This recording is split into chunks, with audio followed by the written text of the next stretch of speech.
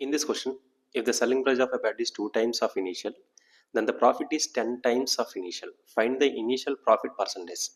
Profit అంటే మనకి selling price minus cost price.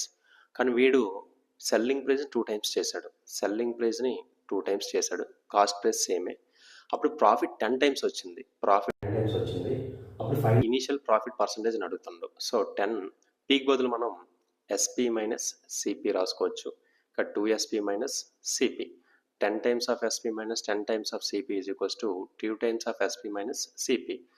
ఈ ప్లస్ 2SP తీసుకొస్తే మైనస్ 2SP, మైనస్ 10 తీసుకెళ్తే plus 10CP minus CP.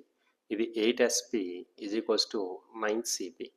SP by CP చేస్తే 9, మల్టిప్లికేషన్ ఎటువైపు వస్తే డివిజన్.